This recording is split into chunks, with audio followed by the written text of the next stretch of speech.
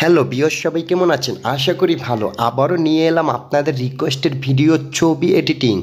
এই অ্যাপ্লিকেশন দ্বারা আপনার এডিট করতে হবে না, এআই আপনাকে সম্পূর্ণ ফ্রিতে এডিট করে দিবে। জাস্ট আপনি লিখে দিন আর ছবি ইচ্ছে মতন এডিট করে নিন। তাই ভিডিওটা শেষ পর্যন্ত দেখতে হবে।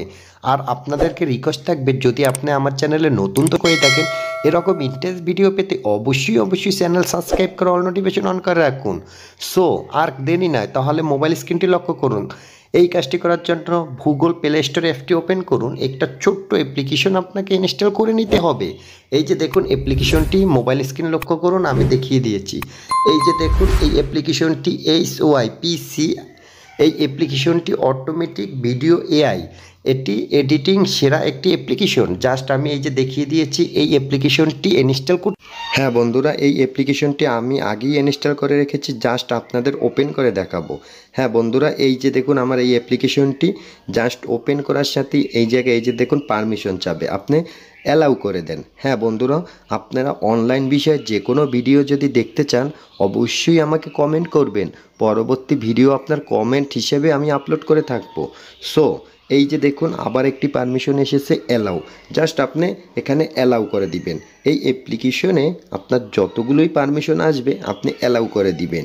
আপনাকে সম্পূর্ণ একটা সুন্দরভাবে এডিটিং সফটওয়্যার এআই, এই এআই দ্বারা আপনার এডিটিং করতে হবে না। আপনি যে কোনো সিনারি ব্যাকগ্রাউন্ড চেঞ্জ করার জন্য লিখে দিলেই অটোমেটিক সেটি পরিবর্তন হয়ে যাবে। হ্যাঁ বন্ধুরা, ভিডিওর সাথে থাকুন। আর আপনাদের কাছে রিকোয়েস্ট থাকবে অবশ্যই ভিডিওতে লাইক, কমেন্ট এবং ভিডিওটি ভালো লাগলে বন্ধুদের মাঝে শেয়ার করবেন। আর নতুন হলে তো চ্যানেলটি সাবস্ক্রাইব করবেনই। তারপরে এরকম একটা ইন্টারফেস আসবে, আমরা যেহেতু ফ্রি চালাবো তাই এটি ক্রস করে দিলাম। এই যে দেখুন অটোমেটিক এখানে শো হয়ে গেল। এখন আমার যে কাজ, এখান থেকে আমি একটি ফটো খুঁজে নেব। এই যে দেখুন এখানে ফুল এডিট, এই যে দেখুন এডিট লেখা আছে, এখানে টাচ করলেই আমার সম্পূর্ণ ছবি চলে আসবে গ্যালারিতে। আমি এখান থেকে একটি ছবি নিয়ে নিব। তারপরে এই যে লক্ষ্য করে দেখুন এখানে ক্রপের উপরে দিয়ে আমি ছবিটা ছোট করে নিব। আমার যে অংশটু প্রয়োজন আমি সেই অংশটুই নিয়ে নিব, বাকি অংশটাও আমি ক্রপ করে কেটে দিব।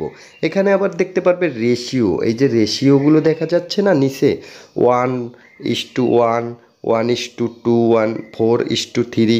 আপনার রেশিও অনুযায়ী আপনার ছবিটা বড় ছোট রেশিও অনুযায়ী করে নিতে পারবেন। হ্যাঁ, তারপরে এখানে এই যে দেখুন সম্পূর্ণ এই যে দেখুন ছবিটা আমি সিলেক্ট করার পরে এখানে লিখে দিচ্ছি।